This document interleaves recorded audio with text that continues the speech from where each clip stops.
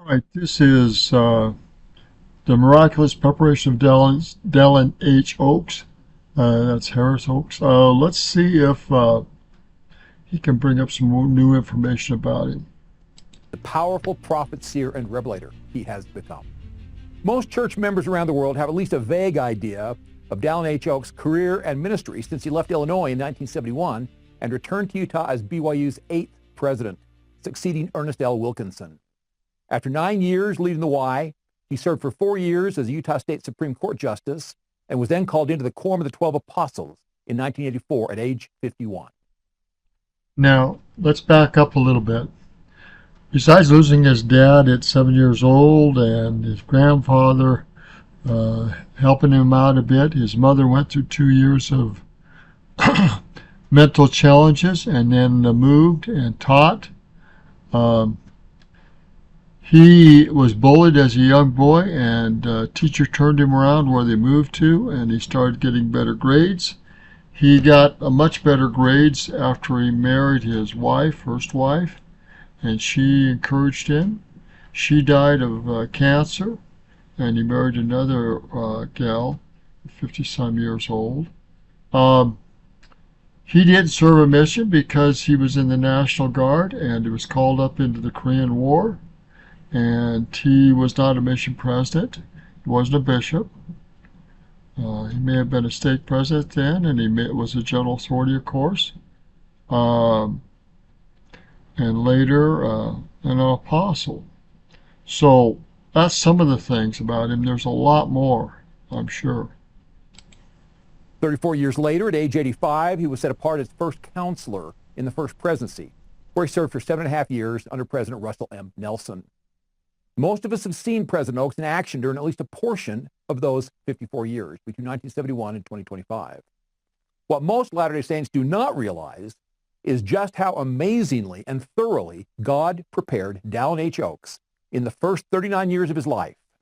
Through miracles, honors, teaching moments, and paying jobs, President Oaks was being molded into the great leader that he is today.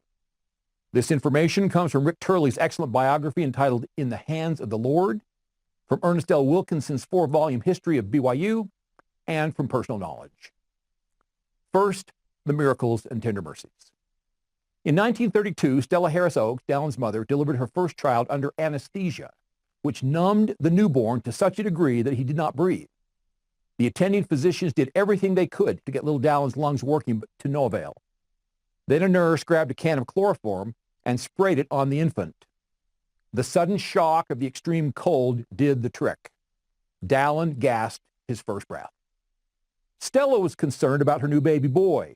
She had been in labor for a very long time, and he had been oxygen deprived during part of that time. Did his brain function normally? Stella yearned for reassurance. Then little Dallin's hand waved in his baby bed, and the Spirit let her know that he was okay.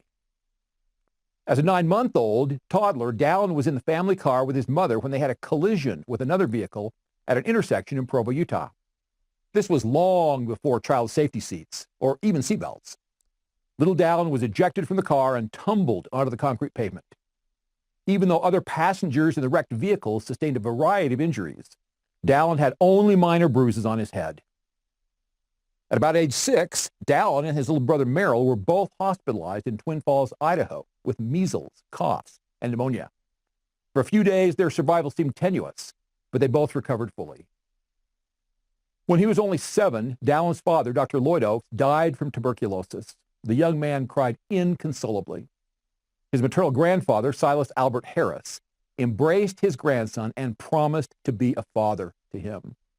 Silas Albert Harris was the grandson of Emer Harris, Martin Harris's older brother. In 1943, when Dallin was 10, his 1-year-old cousin, Sterling Albert Wayne Harris, fell in an irrigation ditch in Payson, Utah, and was face down underwater for about 30 minutes before anyone noticed he was missing. The child was lifeless when his cousin Dallin compressed his sides and his grandfather Silas gave him a priesthood blessing and commanded him to live. Sterling Harris grew up to be student body president at American Fork High School. He played basketball for Snow College and BYU Hawaii.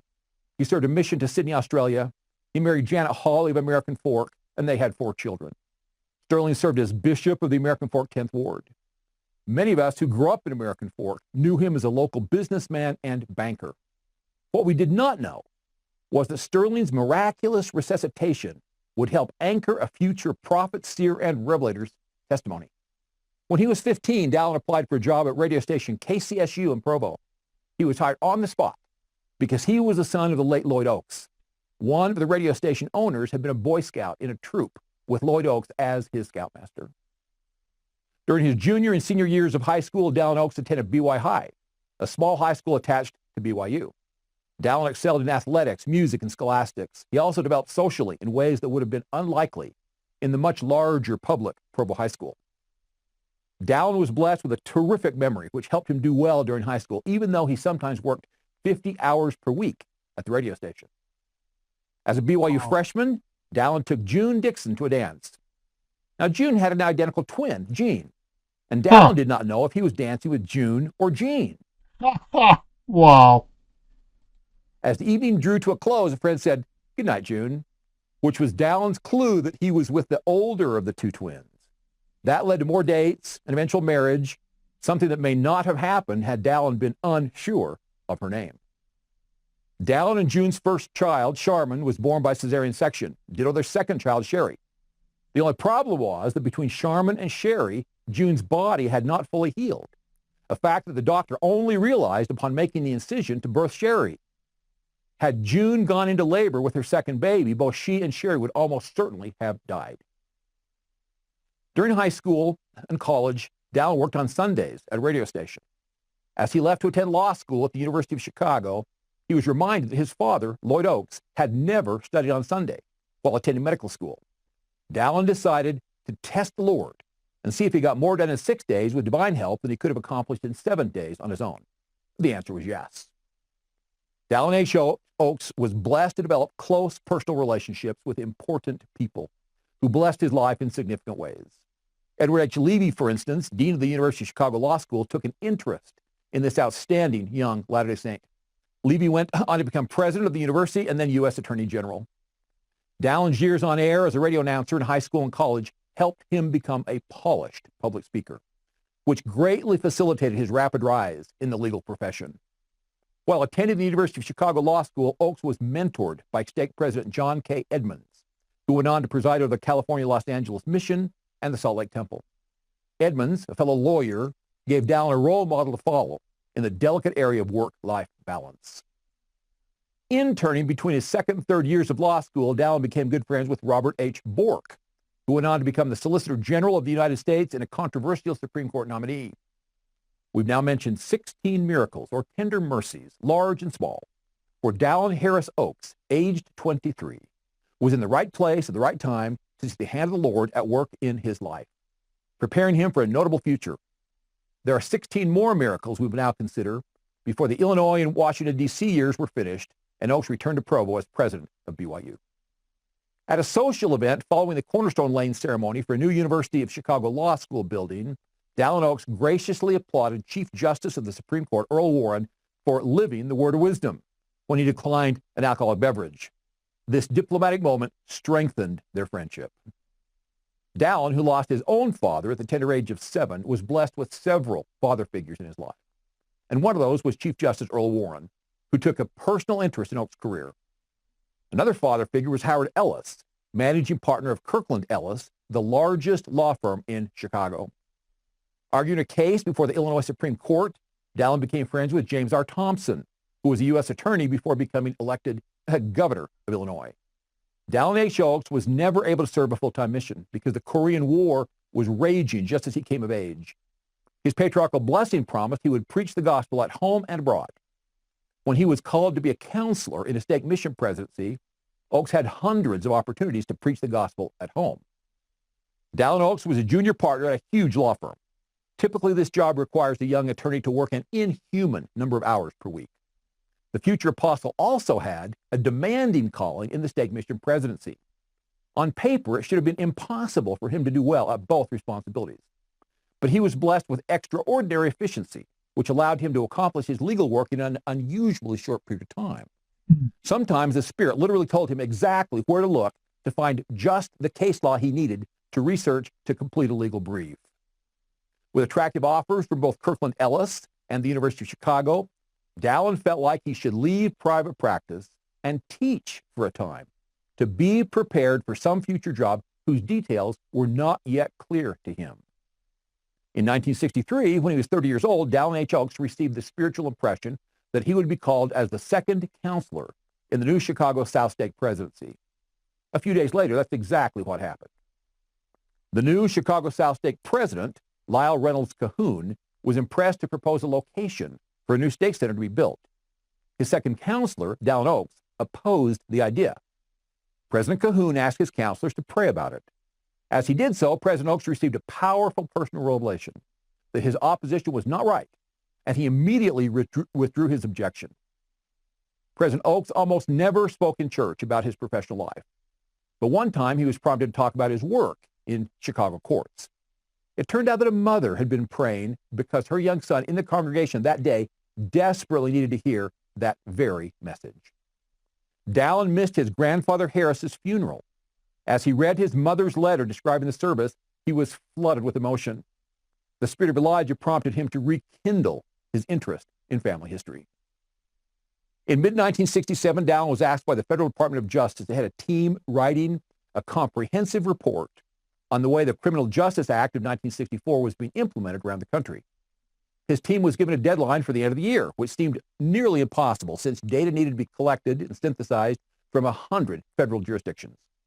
As year-end approached, observers were impressed at the extraordinary amount of work Oaks and his team were able to accomplish. They met the deadline. In 1969, Oaks traveled to Washington, D.C. for a meeting of the National Council of Scholars. He worked with Willard Libby of UCLA, who received the Nobel Prize in Chemistry for his discovery of the radiocarbon dating method. He worked with Milton Friedman of the University of Chicago, one of the most influential economists in the world at the time. He also worked with Henry Eyring from the University of Utah. Henry's son, Henry Benyon Eyring, joined Oaks in the Quorum of the 12 26 years later in 1995, and then joined him in the first presidency 49 years later in 2018. 1969 was a violent year on U.S. college campuses as students organized sit-ins and other protests condemning the Vietnam War. Dallin Oaks chaired the committee at the University of Chicago that disciplined student protesters, which made him an instant target of violence. During a very tense 2-week period, Oaks narrowly escaped an attempted kidnapping by swerving his car to avoid a trap. Later, he could only exit a barricaded room when his bodyguard, a large former pro football player, cleared a path to the fire escape by overturning a table and using it like a snowplow to push students out of the way. The University of Chicago on the south side has many low-income neighborhoods nearby. Once, while taking a church member to her home in one of these neighborhoods, Dallin walked her to the door and was mugged by a 16-year-old who shoved a gun in his chest. When Oaks showed the young criminal that his wallet was empty, the kid insisted on robbing June, who was waiting in the car. Dallin stood his ground, defended his wife, and the assailant eventually ran away. As early as 1970, Dallin H. Oaks felt promptings that he would be the next president of BYU, replacing Ernest L. Wilkinson. He had known for years that the Lord was preparing him for some important leadership position. On March 9, 1971, Dallin and June heard on the radio about President Wilkinson's retirement, and the Spirit confirmed to them that this was their next great adventure. Dallin was 38, the same age as Joseph Smith at death. The Oaks had 5 of their eventual 6 children. The official call to lead BYU came from Harold B. Lee on March 27, 1971. So there you have it. No fewer than 32 times in Dallin Oaks' life, the Lord orchestrated miracles and tender mercies, so this great leader would be prepared for what was to come. I'm reminded of 1 Samuel 17:37, where David recounted his experience killing a lion and a bear, which prepared him for more epic encounters. The Lord clearly had his eye on Dallin Harris Oaks, but what did President Oaks himself do in those 38 years to prepare for greatness? How did he develop his talents? Dallin Oaks earned an almost unbelievable 44 honors and awards, distinguishing himself by intelligence and hard work as one of the noble and great ones, Abraham 3:22-23. At age 15, he earned his first-class radio operator's license from the Federal Communication Commission. In high school, he was elected president of the senior class. He finished in the top 3% of his BYU graduating class and became a member of Phi Kappa Phi. Dallin joined the National Guard in college. He finished number 1 in his class at Field Artillery School, Fort Sill, Oklahoma. He was awarded a 3-year full tuition scholarship to the University of Chicago Law School. Midway through his first year of law school, he was ranked number 1 in his class. Toward the end of his first year of law school, he was one of 4 students elected to edit the Law Review. At Fort Riley, Kansas, his commanding officer called him the finest young officer he had ever met. After his first year of law school, he was awarded the Joseph Henry Beale Prize. After his first year at the University of Chicago, he was ranked number 1 in his class.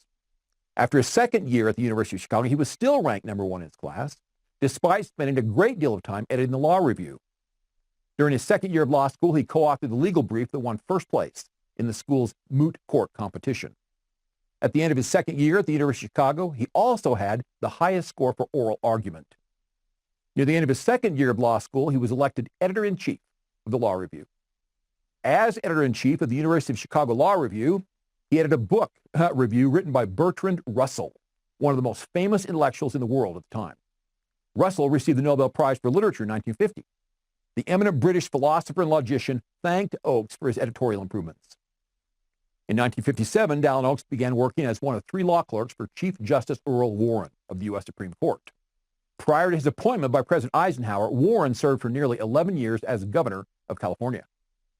Chief Justice Earl Warren complimented Oakes and the other 2 clerks on the quality of their writing. Dallin passed the Illinois bar exam on his first try.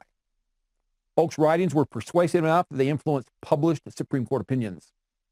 Chief Justice Earl Warren tried to persuade Dallin Oakes to stay on for a second year as one of his law clerks, a relatively rare honor for a Supreme Court clerk. Right after his experience with the Supreme Court, the University of Pennsylvania tried to recruit Dallin to teach at their law school. When he was 27 years old, Dallin and June Oakes purchased their first home in Elmhurst, Illinois. They had 3 children by then. Senior partners in the Chicago law firm Kirkland Ellis tried to convince Oakes to remain with the firm, offering a variety of enticing incentives. Today, Kirkland Ellis is the largest firm on the planet by revenue, employing over 3,500 attorneys in 21 offices around the world. After only 6 months on the faculty of the University of Chicago Law School, Dallin H. Oakes was named Associate Dean at the tender age of 29. Just as he turned 30, Dallin Oakes was set apart by Elder Boyd K. Packer as a stake mission president. Oakes was asked by the John F. Kennedy administration to be a consultant and help prepare the president's tax message for Congress. When he was only 30, the University of Chicago appointed Dallin Oakes acting dean of the law school.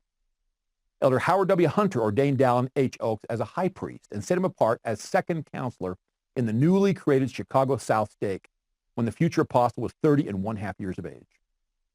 Over a period of years, several prominent law schools tried to recruit Oakes to serve as their dean. He received offers to be a visiting professor of law at Harvard, Stanford, and UC Berkeley. Wow. Dallin Oakes' first book, The Wall Between Church and State, was published by the University of Chicago Press. Dallin Oakes wrote an important paper on school prayer. President Henry D. Moyle was so impressed with it that he gave a copy to President David O. McKay. With President McKay's blessing, the school prayer article appeared in the December 1963 issue of the Improvement Era. At the young age of 32, Dallin Oakes was granted tenure as a full professor of law at the University of Chicago. When he was 32, Dallin and June purchased a large home in a nice Chicago neighborhood. They had 5 children at this time. In 1965, Chief Justice Earl Warren invited Dallin Oakes to dine with him and his 3 law clerks at the National Lawyers Club in Washington, D.C. The delightful visit lasted 4 hours. In 1966, Dallin discovered the original record of the so-called trial of Joseph Smith's murderers in Carthage, Illinois. This eventually led to the 1975 publication of Carthage Conspiracy, the trial of the accused assassins of Joseph Smith, by the University of Illinois Press. In 1967, Oakes co-authored Cases on the Law of Trusts, which became a standard textbook used in law schools nationwide. In 1968, Dallin Oakes was invited to the Cabinet Room in the White House, where he got to meet President Lyndon B. Johnson. Also in 1968, Oakes co-authored his second title, published by the University of Chicago Press, A Criminal Justice System and the Indigent, a study of Chicago and Cook County. Professor Oakes was a visiting professor at the University of Michigan. In 1969, Oakes was appointed to the editorial boards of 2 peer-reviewed academic journals. In 1970, Dallin Oakes was granted a sabbatical, which he used to help the state of Illinois draft a new Bill of Rights as part of its new constitution. In that assignment, he got to work with very liberal Elmer Gertz, a protege of the famous Clarence Darrow, who had opposed William Jennings Bryan in the famous Scopes monkey trial. After working with the conservative Oakes, Gertz wrote a glowing commendation, praising his young collaborator for remarkable maturity, objectivity, and diplomacy. Also in 1970, Oakes' article studying the exclusionary rule in search and seizure appeared in the University of Chicago Law Review. It became the second most cited article that Law Review had ever published, and a landmark that influenced even the U.S. Supreme Court. What do you call a man who, by his own hard work and by the miraculous blessings of heaven, achieved considerable stature in the world at the young age of 38, but realized he was being prepared for something even more momentous? Jesus Christ used the term noble and great ones, and then said, "These I will make my rulers." Abraham 3:22-23. In the 94th year of your life, President Oakes, we, the saints of the Holy One of Israel, 2 Nephi 9:18, are honored to follow your leadership. Wow. Incredible. Incredible. I will post this. Well done. Great research. So at least 32 miraculous events, if not more, in his life with the hand of God. And the honors and accolades of men, 44 at least. Wow. Incredible scholarship, incredible professional quality of life.